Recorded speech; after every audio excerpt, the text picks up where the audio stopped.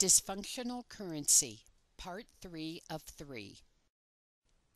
Dysfunctional currencies encourage people to be self-delusional, like the difference between the average baby boomer's 401k retirement and their parents' defined pension.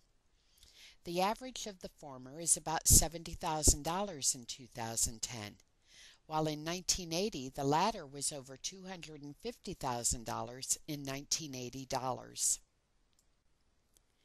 Baby boomers' life hours are worth less. That is, they have to work more hours each year for the basic necessities of life, and retirement is not a certainty as it was with their poor parents. False well-being. Baby boomers have been found to talk about how much more their houses are worth than their parents'. Worth in what? Dysfunctional currencies or average hourly wage? A product is worth no more than the human time you can buy with it. That is its current value. As with the value, not the price, of all products, the number that counts is the amount of human work time that one can buy with the product. If one divides the average hourly wage into the money value of a house, one has a more accurate value of the house.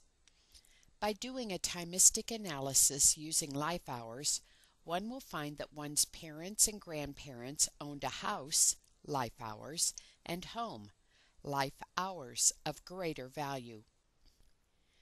The history of empires dying have one thing in common: the belief that a superior military guarantees safety and survival.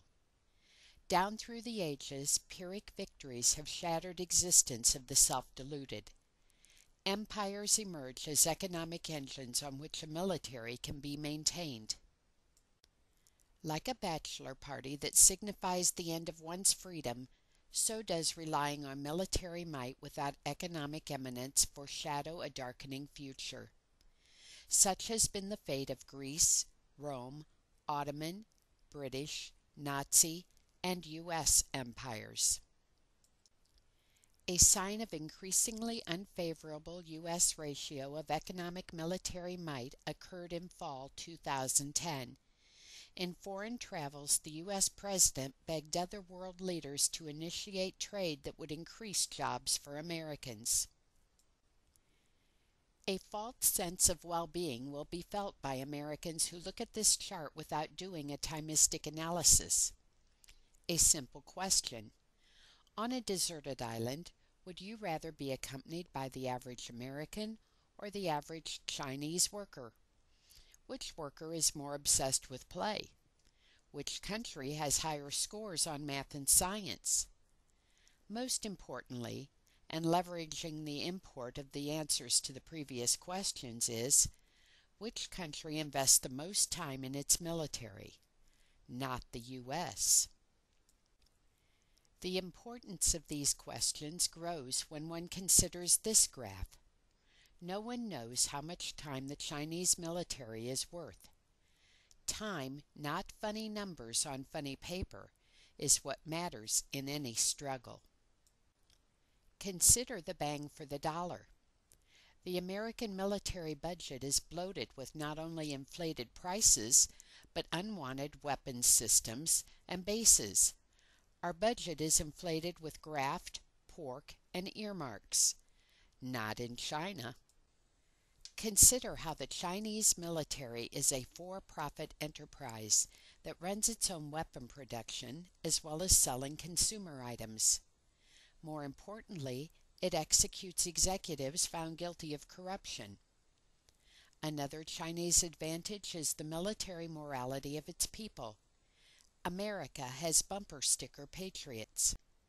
Like the difference between 401k and defined pensions, China spends more and better time on its military than the U.S. does. In a tactical war, China can presently defend itself against the U.S.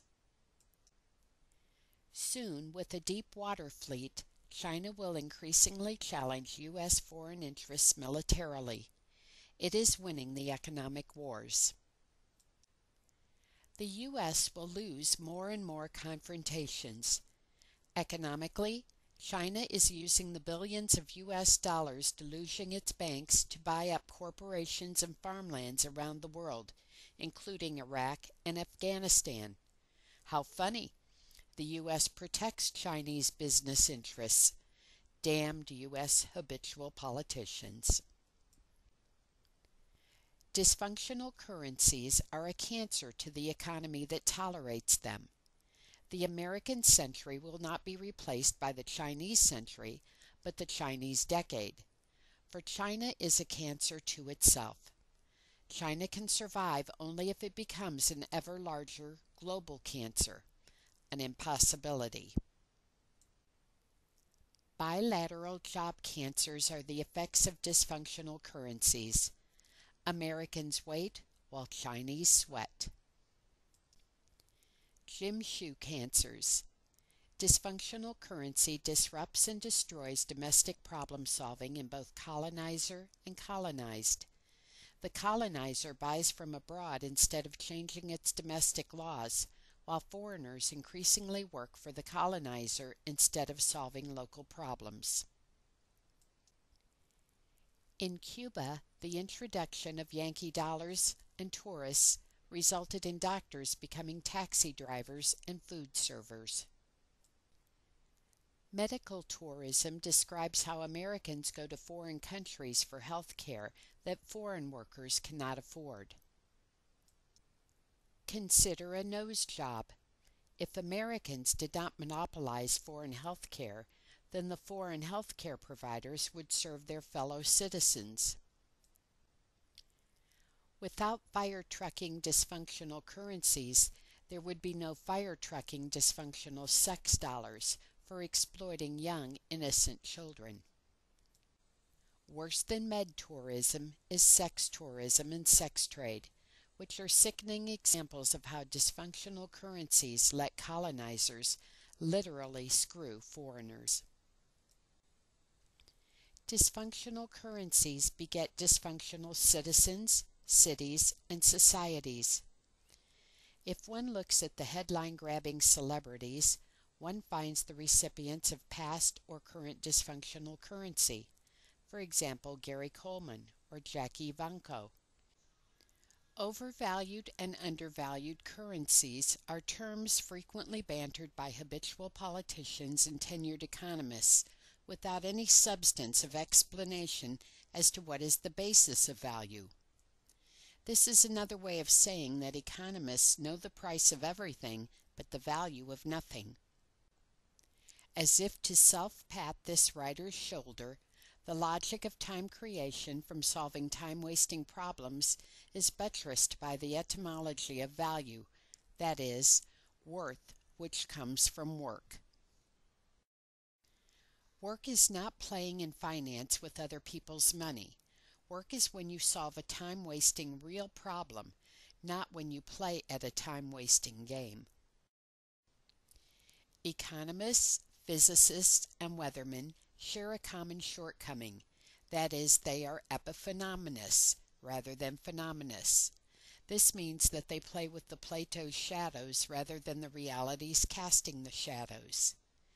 More simply stated, they are unreal, which is borne out by the crisis in all three fields: decapitalism, relativity, quantum, and global dying. Economists, especially on Wall Street, are intellectual streetwalkers, selling their mind and souls to the highest bidder. Directly and indirectly, they are a waste of our time. They are like weathermen whose predictions are more useless as they project into the future. Remember the promises? Trickle-down economics, supply-side economics, privatized retirement, globalization. The economists' dysfunctional currencies keep lowering the standard of living for all people, except for the middlemen who decline in number as the economy contracts at an accelerating rate. The economists' dysfunctional currencies disrupt overall problem solving, lowering the quality of life which can be measured in the true worth of a person, the life hour. The demise of dysfunctional currencies can occur with the rise of an honest, functional currency, the life hour. So how do we define the life hour and arrive at its value? Simple. Ask a few questions. Which is more real and clear? Food costs are 2 daily work hours, or 25% of GDP. While the first is simple and universal to all economies, past and present, the second has generated a lot of dissertations, debates, arguments, and politics, because few can agree on what is the GDP. Can one sustain stability on shifting shores of symbolic sands? Sure. Which is a richer country? Food costs of 2 or 8 work hours? Which economy will be plagued with more dark hearts and lives? Which economy allows people to question what is the good life with free hours? Life hours. It is nice to talk about a perfect, honest, and functional currency, but where's the beef? That is, how does one empirically define a human life hour? Simple. Every economy has the same 24-hour day. Within an economic unit, it takes a certain average amount of work time per capita to acquire life's necessities. The work time divided into the Earth day's 24 hours is an economy's life hour value. If one has to work 2 hours for needs, then the life hour value is 12, 24 divided by 2. If one has to work 8 hours for needs, then the life hour value is 3, 24 divided by 8.